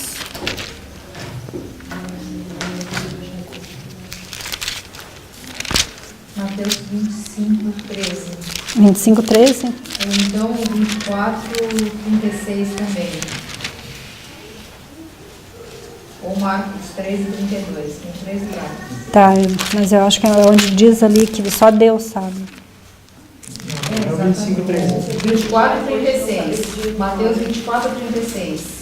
E Marcos 13, 32, ele diz que ninguém sabe, senão o Pai. Isso. Ó, mas naquele dia e hora ninguém sabe, nem os anjos do céu, mas unicamente meu Pai. Então, como eles tinham esse trecho aqui, eles começaram a não aceitar isso aqui, porque marcava a data para a volta de Jesus. Na verdade, estava marcando a data da volta, né? E aí alguém leu Samuel Snow, o Clamor da Meia-Noite? Todos os marcos, porque ele fez vários marcos para mostrar o Clamor da Meia-Noite. Um dos marcos que ele fala é que no original não é assim, ó, mas daquele dia e hora ninguém sabe. Mas naquele dia e hora ninguém faz saber, nem os anjos do céu, mas unicamente meu Pai. Não é que ninguém sabe, mas ninguém faz saber. Eu olhei na King James. Na King James não está. King James está como aqui. O original é o grego. O grego. Mas eu olhei na concordância de Strong também não. Mas tem lá na explicação do Clamor da Meia-Noite, tem bem direitinho qual é a Bíblia que tu encontra e qual é da onde que sai. Mas ele usou isso, tá? Não necessariamente é o que a gente crê nem nada, mas é o que ele usou como clamor. Então eles continuaram a pregar, só que daí o que aconteceu? As igrejas fecharam as portas. Quando as igrejas fecharam as portas, o que Ellen White diz que foi? Quando as igrejas protestantes fecharam a porta. Aí não é a segunda que chega, Mari, em 19 de abril de 1844? É aqui, 19 de abril. Mas eu já estou aqui. Não, aqui eu já passei. Mas ali tu colocasse a primeira é fortalecida em 1840. Mas é que é junto. Aqui nós estamos colocando junto. Mas na verdade são desmembradas. Na verdade, em 1840 depois. Mas elas são as duas porque elas têm as mesmas características aqui. O que Ellen White diz que aconteceu quando as igrejas fecham as portas para os mileritas? As igrejas protestantes. O que as igrejas protestantes são? Porta da graça para eles. As filhas de Babilônia. O que eles gritam? Caiu a Babilônia. Que é esse aqui, o decreto dominical espiritual, estrutural. A oportunidade deles encerrou. A oportunidade deles, dos protestantes como grupo encerrou, não como indivíduo. E Ellen White fala, lembra que ela disse que a Constituição tem 2 cornos, protestantismo, 2 chifres ou cornos, e o republicanismo. Ela diz que aqui, quando as igrejas protestantes fecharam a porta, caiu o primeiro chifre do protestantismo. E quando tiver o decreto dominical, o literal, na nossa linha, vai cair totalmente o republicanismo, também no mesmo marco. O que mais tem que ter de marco aqui, quando chega? A manifestação gloriosa do poder de Deus. Aí o que acontece no decreto dominical que ela fala? Que começa o clamor, que vai se avolumar até o alto clamor. Quando que o alto clamor aconteceu na história milerita? Que a gente já viu. 15 de agosto, que é Exeter, na Campal de Exeter, quando ele entendeu a data exata, 22 de outubro de 1844. Tem mais algum detalhe? Manifestação gloriosa do poder de Deus, que Ellen White diz que o clamor da meia-noite, quando o Samuel Snow pregou na Campal de Exeter, foi uma manifestação gloriosa do poder de Deus. E eles saíram dizendo, aí vem o noivo. Se a gente comparar com a parábola das 10 virgens. Quando que fecha... A partir daí que a data foi marcada de 22 de outubro. Sim. Na verdade, ela começou a ser marcada aqui, ó. Que eles chamam de meia-noite, mas aí a gente vai entrar em detalhes. Ele começou a pregar aqui. Aqui teve uma outra campal chamada Concorde. E aqui foi quando o povo aceitou e eles saíram dizendo, vem o noivo. Que aí é comparado com o clamor da meia-noite das 10 virgens. E quando que fecha a porta da graça para eles? 22 de outubro de 1844. Por que fecha a porta da graça para os mileritas aqui? Para a igreja protestante. Não, aqui é para os mileritas. A igreja protestante já caiu aqui, ó.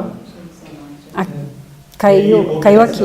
Houve decepção, né? Lá, grande desapontamento. Desapontamento e aí... Muitos diz que eram 50 mil, ficaram 50. Então, e o que Ellen White diz também? Que os que ficaram no lugar santo... Os que ficaram orando para o lugar santo, quem ouvia a oração era Satanás. E existe um fechamento literal de porta aqui. Literal? Sim. Isso. Que Jesus fecha a porta do lugar santo e vai para o lugar santíssimo. E aí a colheita. Então, aí começa os milheristas. E aí Irã Edson vê no milheral que Jesus passa do lugar santo para o santíssimo. E fica aqueles milheritas que vão levar a mensagem e depois formar o que hoje é a Igreja Adventista do Sétimo Dia. E aí Ellen White fala, alguém perguntou, disse para mim, eu acho que foi tu, né? Que Ellen White fala que Jesus poderia ter voltado. Em que momento? Entre 1850 a 1863. Não se sabe a data, mas que nesse momento aqui Jesus teria sido a volta de Jesus ao segundo advento. Dúvidas? Tu lembra qual é a citação de Ada que fala isso? Está naquelas citações todas que eu coloquei. E agora os 144 mil vai ser mais difícil. Não era em 1888 que Jesus era voltado? 1888 foi quando eles rejeitaram o terceiro anjo, a justificação pela fé. Lembra que o terceiro anjo tem duas coisas, o sábado, que é a marca da besta, e a justificação pela fé, de 1888. E essa justificação pela fé, o que é? Nada mais é que a encarnação de Jesus. Tu acreditar que Jesus era humano com divino. E eles rejeitaram isso em 1888, que seria depois, porque aqui ela fala que Jesus poderia ter voltado aqui. E teria voltado, dentro de 2 anos. Ela fala. Sim, aí depois de 1888. Teria acontecido. Se tivesse aceitado, né? Segunda chance. Sim. Chance, então, né? Aí seria até um outro movimento, se a gente fizesse um movimento adventista, talvez, né? E os 144 mil, espero que estejamos lá. Bom, eu acho que tem, talvez o Alexandre e os novos, que não vão compreender muito bem os marcos, porque cada marca é um estudo separado que a gente faz. Mas a gente entendeu que a primeira mensagem chegou em 1989. E o que aconteceu em 1989? Voltaram a estudar as regras de Miller. teve um reformador que voltou a estudar a primeira coisa que ele estudou foi isso aqui, linha sobre linha. E ele encontrou isso, naquelas citações que eu coloquei, em Mensagens Escolhidas. Ele estava estudando com um grupo, Mensagens Escolhidas, acho que é Mensagens Escolhidas, não lembro bem qual o livro, mas acho que sim. Ele estava lendo e ele deu o estalo que ele percebeu que Deus queria que a gente estudasse movimento reformatório e linhas. E aí ele começou a entender, ele teve um aumento do conhecimento. Aumento do conhecimento sobre isso. E esse aumento do conhecimento é marcado em 1991, que é quando ele realmente caiu a ficha que ele tinha que fazer linhas reformatórias e começou a pregar isso. E em 1996, isso aqui eu vou falar para o pessoal novo, vão ter que acreditar e depois estudar ponto por ponto. Em 1996, ele formaliza a mensagem de que forma? A revista Tempo do Fim. Que tem a explicação de Daniel 11, 40 a 45. Que chega primeiro. Esse momento de conhecimento tem relação também com, né, o abrir do livro de Daniel, né? Sim. Sempre vai ter. Por exemplo, na época de Cristo, qual foi a porção de Daniel que estava selada que foi aberta? As 70 semanas. Na época dos mileritas, qual foi a porção selada que foi aberta? Daniel 8, 14. E na nossa 144.000, a porção que está selada que foi aberta? Daniel 11, 40, 45. E aqui a gente sabe que é toda uma história, que a gente tem vários estudos sobre isso, e tem algum estudo resumido, que houve aqui um período de trevas na Igreja Adventista, que é os 126 anos, que é paralelo aos 1260 de supremacia papal, que começou em 1863 até em 1989.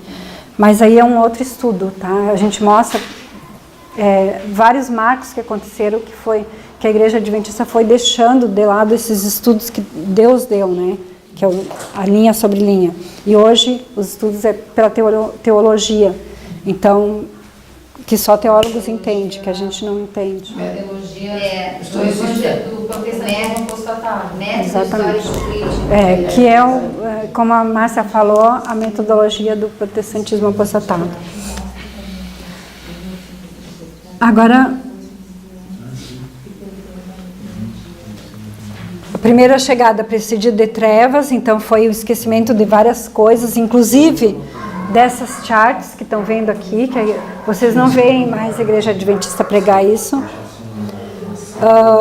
O reformador que entende as linhas, o aumento do conhecimento e a formalização da mensagem. Quando que é? A publicação foi em 1996? Sim, com a revista. Com a revista, a publicação da revista. E aí também é um estudo separado que a gente tem, que a gente entende que a primeira mensagem é fortalecida e a segunda chega em a data? 11 de setembro. E aqui os fundamentos são colocados, esses fundamentos são essas duas charts. Isso aconteceu também. Outra coisa que foi fundamento foi que foi entendido a 2520, na verdade não foi entendido, foi resgatada. Ela já tinha sido estudada, ela foi resgatada. Ali 11 de 9 tem a citação de Ellen White, né? Tem a citação de Ellen White. É que hoje eu estou só dando os marcos, depois o pessoal novo que se quiser a gente pode estudar marco por marco para entender. Tem a citação de Ellen White que esclarece bem. Que esclarece tudo direitinho. Então aqui aconteceu, essa data que eles colocam aqui, que é o fundamentos estabelecidos, é 2004. Não é 2005, mas... Eu vi o Jeff colocar 2004, mas em alguns estudos tem 2005. Perdão, o que é essa? Porque os fundamentos estabelecidos é quando resgata 2520 e resgatadas também. As charts também começam a ser pegadas, o reformador diz que ele carregava as charts debaixo do braço e ele só não entendia por que ele carregava, porque ele não entendia nada disso aqui. E aí houve um resgate dessa 2520 aqui em 2004 e teve também o entendimento de... Qual foi a outra? Contínuo, parece. Foi em 2004 também. Aqui foi as linhas, aqui foi a 2520 e teve, eu acho que é entendimento contínuo mesmo, não lembro. E daí foi colocado os fundamentos porque essas charts então começaram a ser usadas assim como a gente está usando hoje. E pregada no mundo inteiro como está sendo pregada hoje.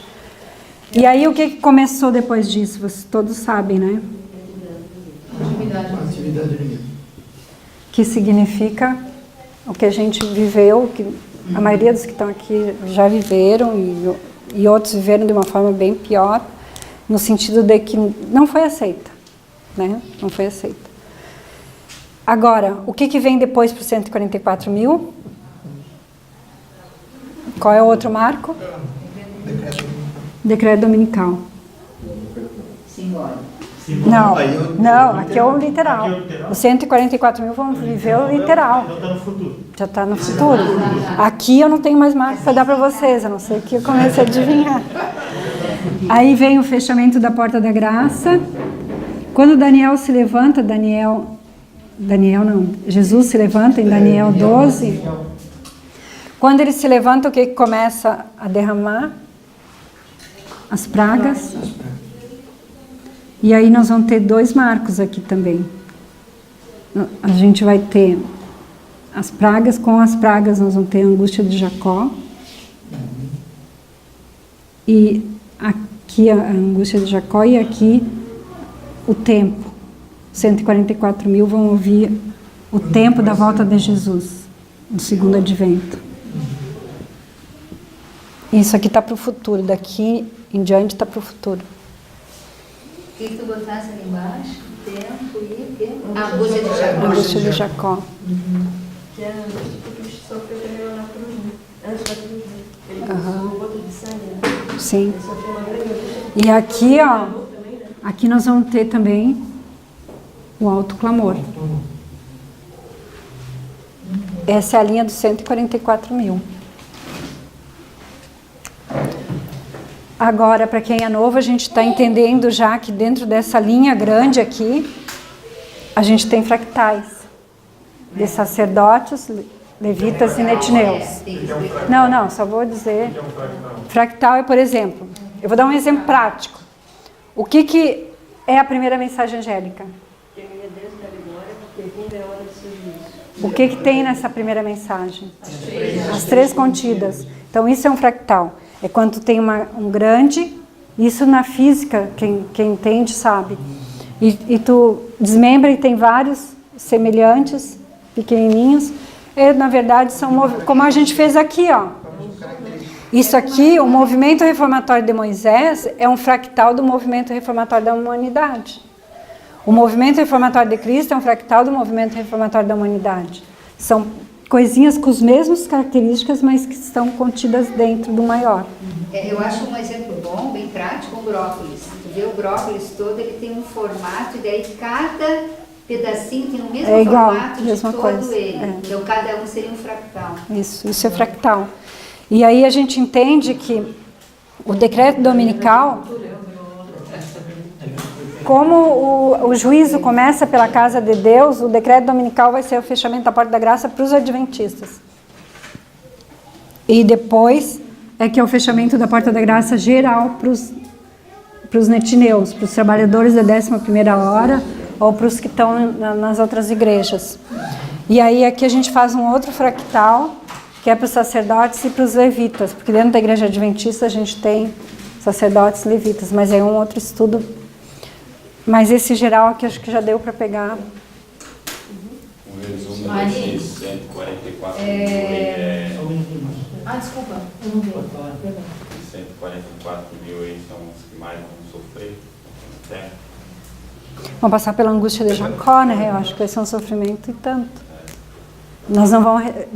Os 144 mil não vão receber as pragas, mas eles vão passar pela angústia de Jacó, porque eles nunca vão saber se estão aceitos por Deus ou não. E diz que quanto mais, como o pastor falou hoje na igreja, perfeccionista é diferente. Como é que o senhor falou? Coloca aí pra gente. Perfeccionista é aquele que está se... Não é aquele que se sente santo, né? Como Ellen White disse, né? Na verdade, o que está santificado... O que está sendo santificado não se sente santo nunca. Exatamente. Ele olha para Cristo e vê a incapacidade dele. Mas o perfeccionista se acha, é um fariseu. O perfeccionista é um fariseu.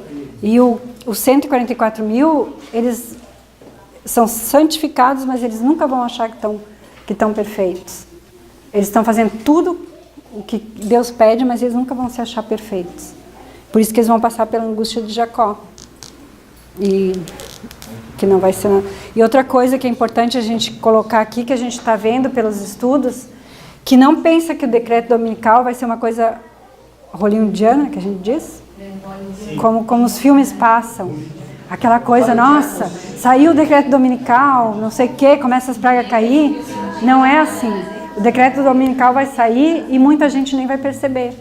Vai continuar no outro dia, levantando, indo para o trabalho, tudo, e não vai perceber. Que nem nos dias de Noé. Que nem nos dias de Noé. E aí quando realmente a coisa estourar, já é tarde. Como nos dias de Noé. Teve aquela manifestação gloriosa do poder de Deus, que foi os anjos, os animais entrando na arca. Ellen White diz que muita gente ali pensou, né, em acreditar no Noé, mas depois continuaram a vida como deveriam continuar, e começaram até a escarnecer que a gente fala? Escarnecer dele, porque não veio chuva, não vinha nada, nunca tinha acontecido chuva, como que vai ter dilúvio? Eles entraram na arca, fechou a porta da graça, e aí que veio o dilúvio. Então vai ser mais ou menos a mesma coisa. Vai fechar... vai acontecer o fechamento da porta da graça, e só depois que as pragas começarem a cair que muita gente vai se dar conta. E assim, pelos estudos, a gente está vendo que não pensa que decreto dominical saiu o decreto dominical, vamos correr, vamos para os campos. Não vai acontecer nada disso. Isso é importante estudar, né, agora, Maria, para que a gente entenda o que vai acontecer. Ali na chegada da primeira mensagem, na linha dos 144 mil, tem o cumprimento de uma profecia que a gente pode entender como Daniel 11, 40, 45. 11, 40. A queda do muro de Berlim, 1979. Exatamente. Né? Que é o evento externo. Que é o evento externo. 1989. Que a União das Repúblicas Socialistas Soviéticas ela foi dissolvida mesmo em 1991, mas a queda do Muro de Berlim marca não só para nós, mas para o mundo a queda da União Soviética, a queda do comunismo, né? Socialismo.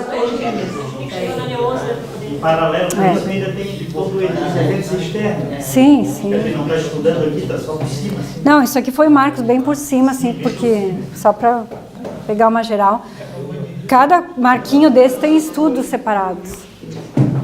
Como você falou para a gente no início, né, tem muito mais luz. E aí a gente fica com aquela curiosidade.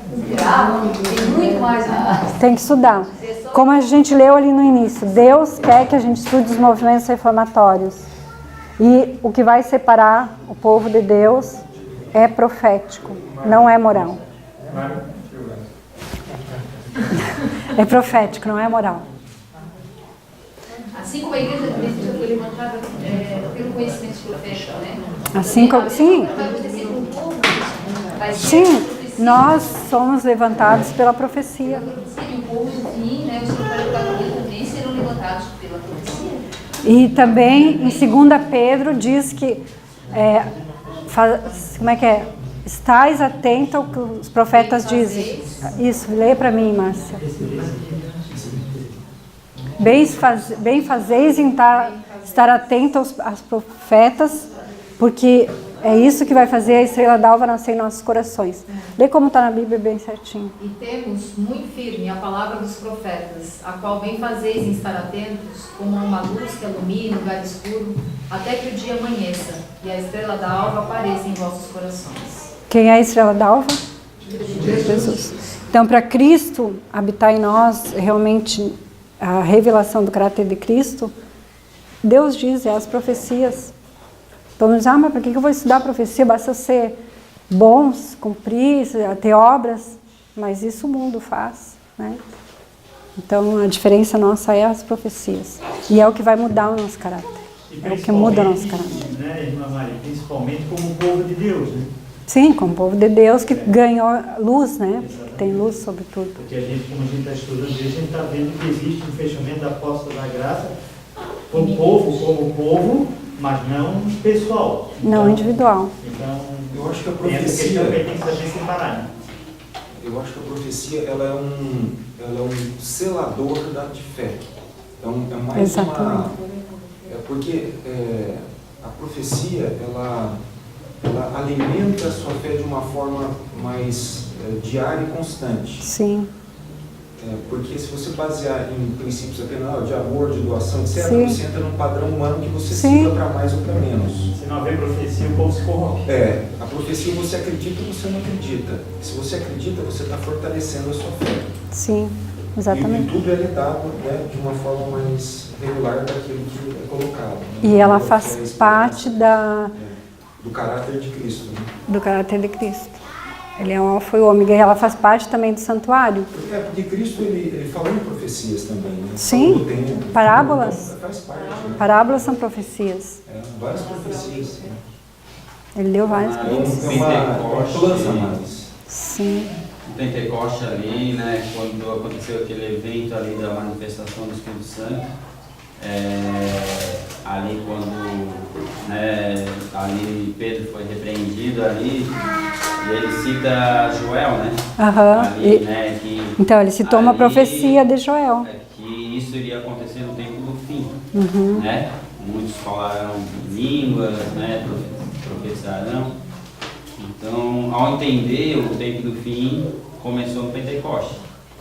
Eu esqueci de colocar para você, que daí é um outro movimento, se tu colocar a partir dali. Eu esqueci de colocar, eu acho aqui, que a primeira, sempre que chega a primeira, é o tempo do fim. Para aquele povo. Para aquele povo que a gente está estudando o movimento reformatório, que é o tempo do fim. Todas essas primeiras chegadas aqui são o tempo do fim. Aqui começa o tempo do fim para os 144 mil, aqui começou o tempo do fim para Moisés, aqui começou o tempo do fim para os cristãos, aqui começou o tempo do fim para os mileritas. Para aquelas nações que Deus tinha levantado. Para aquela que Deus levantou. Sim. Tem a linha de Noé que não foi colocada. Tem linha de Noé, tem linha de Lutero, tem linha de todos eles. Sim, é esse que eu acabei de colocar, mas falar a manifestação gloriosa do poder de Deus foi quando os animais entraram na arca. Uma das linhas mais tranquilas. Sim, a de Noé é tranquila de entender. É que eu coloquei esses aqui porque eu acho que para nós hoje é mais importante a gente entender as linhas de Moisés, mas todas elas têm o mesmo marco, tu vê todas as manifestações que ocorrem aqui, chuva serôdia, chuva temporã, do modelo da agricultura, tudo. Deus usa sempre o mesmo modelo, né? E se tu começar a estudar por ti a Bíblia, ou até as histórias dos reformadores, em cada deles tu vai ver essas linhas. Enxergar esses mesmos. Todas elas. Você vai ver como Deus faz as coisas de padrão, sempre usa padrão. Ellen White fala que Deus, podemos ler. Jesus queria dizer exatamente o que disse quando recomendou que seus discípulos examinassem as Escrituras. Examinar significa comparar uma passagem com outras, e coisas espirituais com espirituais. Não devemos contentar-nos com um conhecimento superficial. Compre-nos buscar um tesouro escondido sob a superfície, assim como o mercador procura boas pérolas. Luz, grande luz, será a recompensa do diligente pesquisador da verdade. Recebereis poder sem construir. É isso. Acho que isso fecha, né? Vamos orar?